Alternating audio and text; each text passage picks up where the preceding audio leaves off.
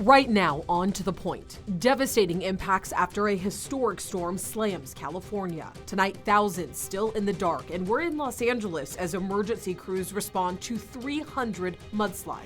The debate in Rockland over parental notification. Investigators now saying schools are violating state standards. Plus, a bill just proposed that could penalize people living in public places. And getting you prepared for the March 5th primary election. Tonight, Sacramento mayoral candidates address crime. But first tonight, breaking news just into the newsroom. The kayaker rescued from the Sacramento River last Thursday has died. Sacramento Fire says the man in his 50s died Sunday night after being pulled from the river unconscious. He was not wearing a life jacket and water temperatures were 55 degrees. And we also learned of a third storm-related death. A tree fell on a 63-year-old woman right in her backyard out in Fair Oak. She was found around 11 this morning. Her identity has not been released. Thank you so much for joining us tonight on To The Point. I'm Alex Bell. Leading our show tonight is, of course, the devastation and destruction from this week's historic storm. At this hour, more than 100,000 people remain without power, and that includes thousands right here in our region. And some people are starting to ask if these power companies can give them any assistance. ABC 10's Roxanne Elias is in Arden tonight, taking that question directly to utility companies. I'm here alone with me and my dog, waiting to, for the power to restore. Loretta Fight is frustrated after losing power Sunday afternoon at her home off Annadale Lane in the Arden Arcade area of Sacramento County. She's dealing with no heat, hot water, or way to power her home. So, and I spent like $300 on groceries.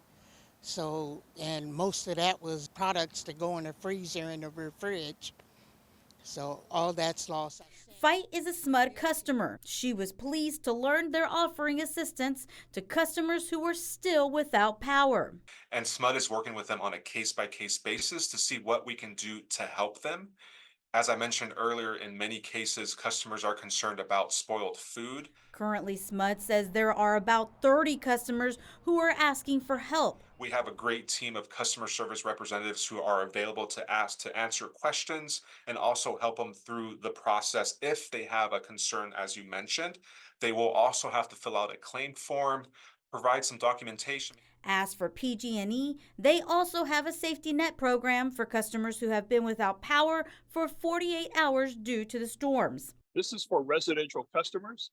Customers will receive automatically a bill credit of $25 for the third day and up to $100 for each additional day beyond 48 hours they are without power. They also partnered with the California Foundation for Independent Living Centers to provide them with funding so they can help populations with mobility issues, such as senior citizens who may need some assistance, such as backup batteries so they can power medical devices. You can call 211 to get in touch with those agencies. Loretta Fight says any assistance is crucial as they wait for their power to be restored. We can't survive like that.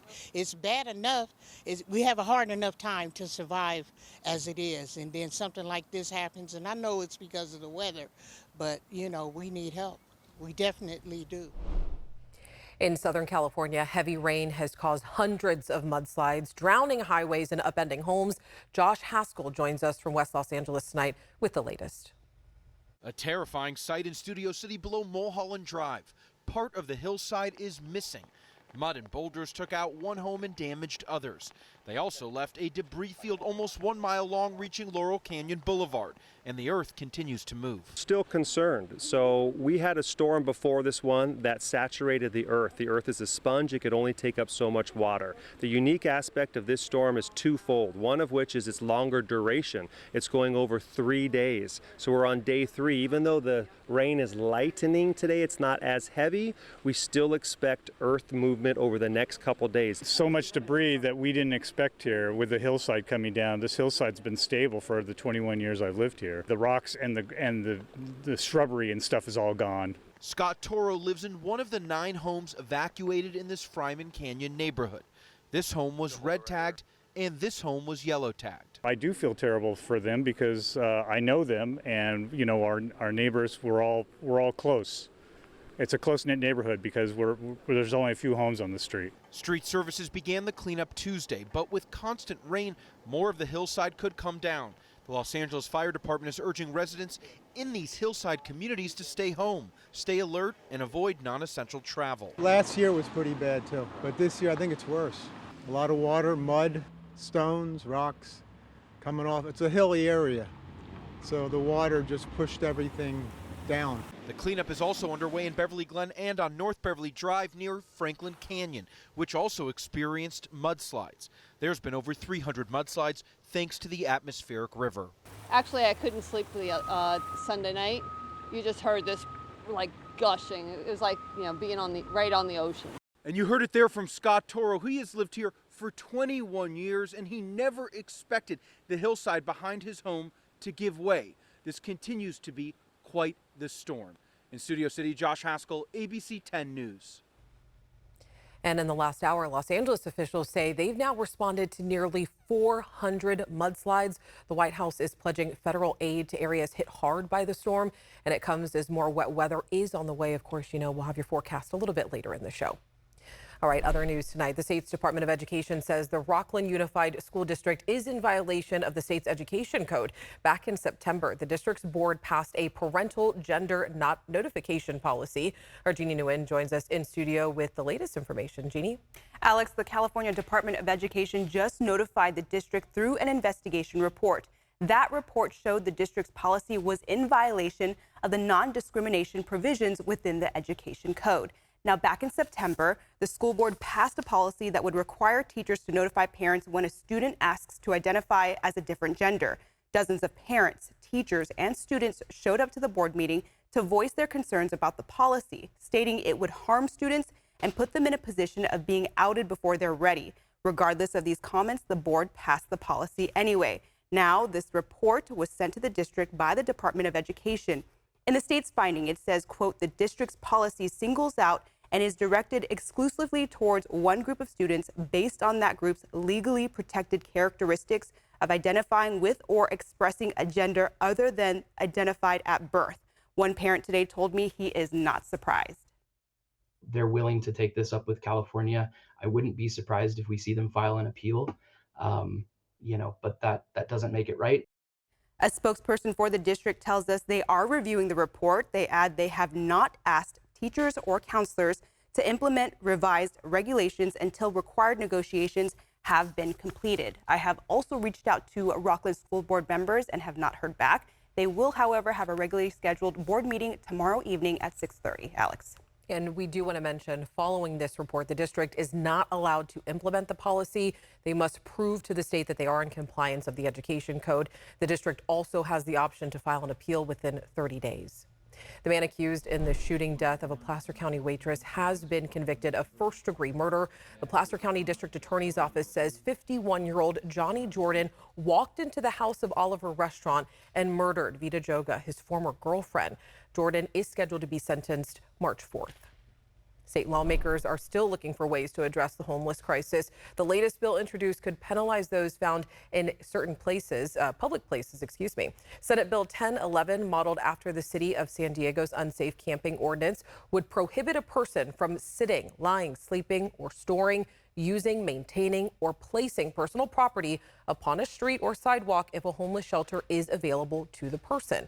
The bill would also prohibit those same actions within 500 feet of a public or private school, open space, or a major transit stop. And this bill was introduced by Senator Brian Jones. He believes it will help clear encampments and connect homeless individuals to services. Still ahead on To the Point, the Sacramento mayoral race, how each of the 6 candidates would address crime in our area. We're still tracking the remnants of the latest storm moving off to the east while another one approaches. What's ahead for our Wednesday?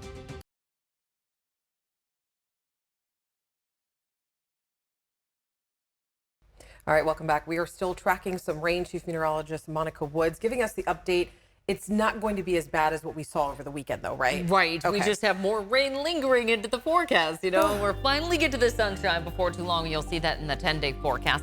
As you can see with our radar, we're still looking at areas of showers primarily for the foothills and a few spotty snow showers as well. A little closer inspection had a few thunderstorms actually rolling on through the mother lode earlier today. Everything's starting to wind down overnight. As far as the snow showers still occurring south of Highway 50 and in that 80-50 corridor. Not a ton of accumulation, just one of those things. It's lingering still at this hour for our Tuesday. This all as we're starting to track the next weather system brewing in the Pacific. That starts to head our way tonight into tomorrow. Winter weather advisory going into place very early tomorrow morning all throughout the Sierra Spine here. That will continue through early Thursday. So as you can see, this is a fairly short duration storm that we're looking at for our Wednesday into Thursday. Total accumulation of rain coming in since midnight got nearly a half an inch for Modesto, closer to about a tenth of an inch throughout the foothills, and still some lingering snow showers for the Sierra.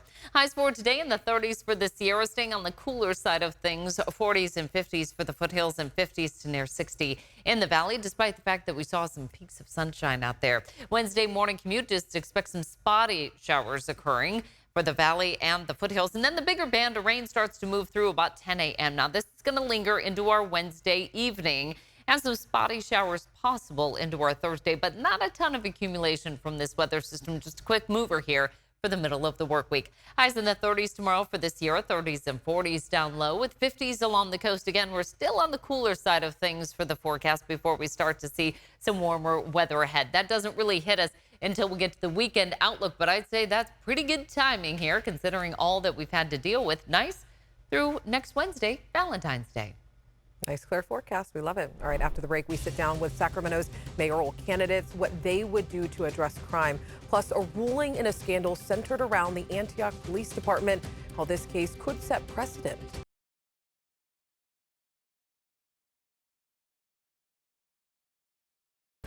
Tonight in Your Voice, Your Vote. The March 5th primary is just around the corner, and 6 people are running to become Sacramento's next mayor. Unless one candidate gets more than 50% of the vote, the top 2 vote getters will advance to the general election in November. And tonight, in our continuing coverage of Sacramento's mayoral race, Becca Habegger spoke with all 6 candidates about crime.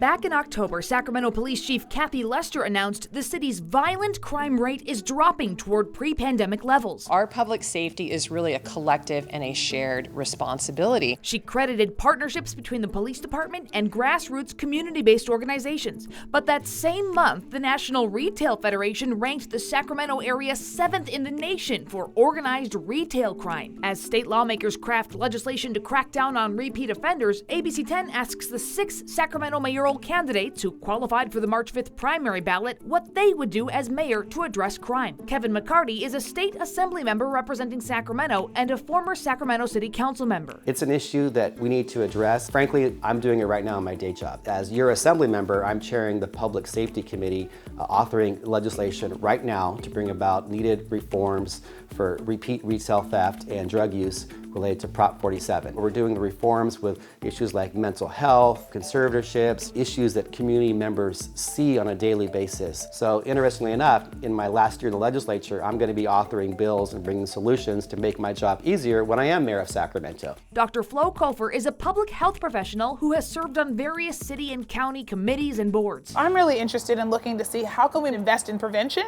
and then also allow our police department to be able to do the response and recognize also that we may need to diversify who the responders are so we get the best outcome. We don't want to just punish people after the fact, although we certainly don't want to just accept that crime is happening. But instead, what we want to do is focus on what are the root causes of this and how can we prevent it. And part of that is making sure that we have living wage jobs in this region, making sure that people can afford to live here and are not, subject to struggling to survive. Steve Hansen is a small business owner and former Sacramento City Council member. We need to be more responsive, but our police department's not fully staffed. So our response times aren't what the public expects. Restaffing our police department, making sure that we're not burning people out and we're providing high quality public safety. Those are my goals, and that's what's going to put the city back on track. I'm proud to be supported by our officers here in Sacramento, by the sheriff's deputies, probation officers, because they know I'm serious about helping people. Sometimes people need to be in a correctional process to get the help they need, but also a city can't be successful if it's not safe.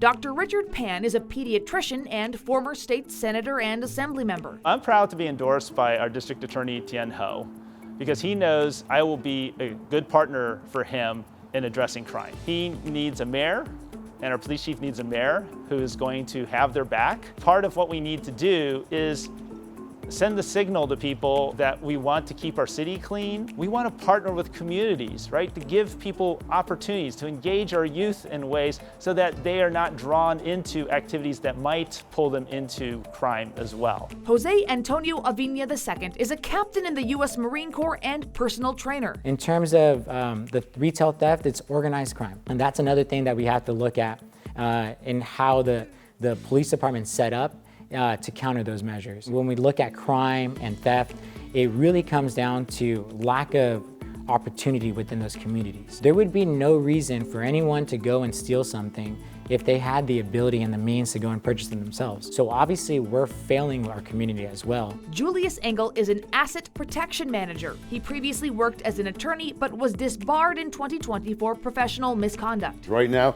I do big box security. I'm involved with retail crime and preventing it with what I do now. And I have an extensive law enforcement background. I was military police in the military for 7 years. I was Roseville Police for 9 years, correctional officer for 6. So I back the police department 100%, the Sheriff's Department 100%. We just have to go back to good policing, good police communications with the community, and that's been better than ever. We just need more of it. And we want to help you feel informed and confident as you vote for Sacramento's next mayor, which is why we brought you the candidates' views on how they'd address the crisis of homelessness last night. You can find that on ABC 10's YouTube channel. And tomorrow night, we'll hear from all 6 candidates once again on affordable housing. So make sure you stick with us on that.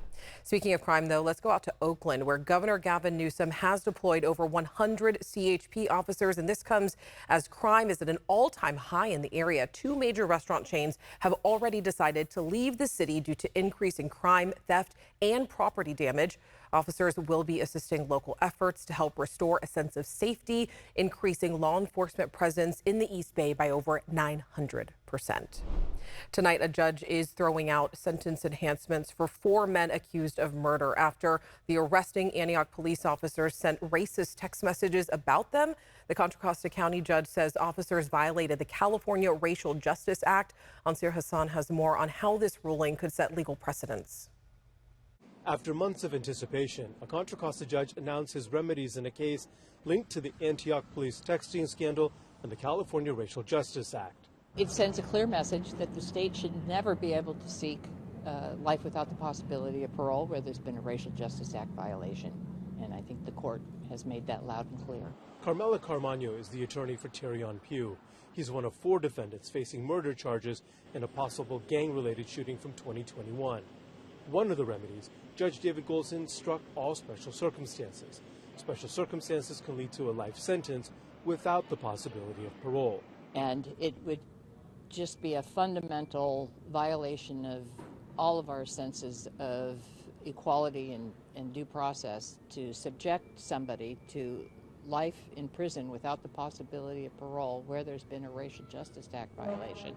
Earlier, the prosecution acknowledged that the Antioch police officers did in fact violate the Racial Justice Act, a new state law that allows for those charged with a crime to challenge it on the basis of racial bias.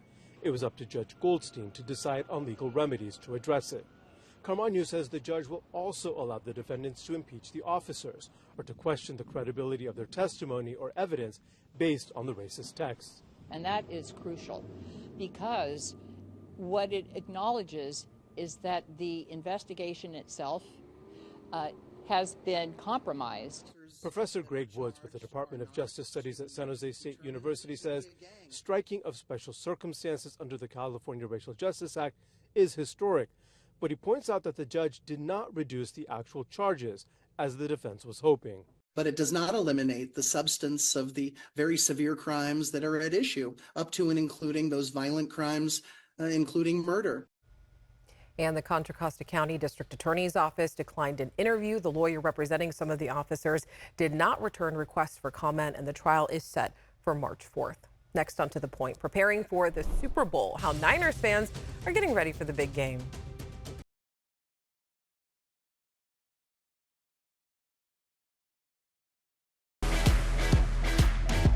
All right, you already know we're just days away from the Super Bowl. We found Niners fans at stores today getting ready for the big game. Pro Image Sports and the Arden Fair Mall said the lead up to Sunday's big game has been very busy, of course, and jerseys have been flying off the shelves.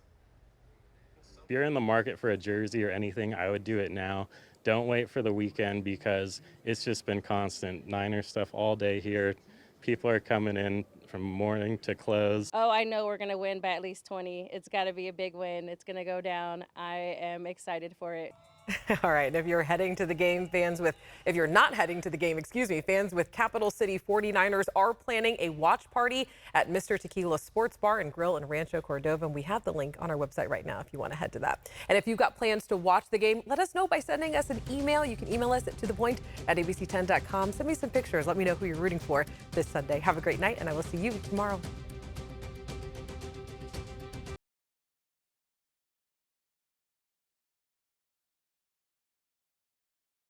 Hey, it's Alex. Just wanted to say thank you so much for watching. I really love hearing from everyone, and I hope that you'll stay in touch. Reach out to me on Facebook at AlexBellTV, or you can email me at tothepoint@abc10.com, or you can even send me a text message at 916-321-3310.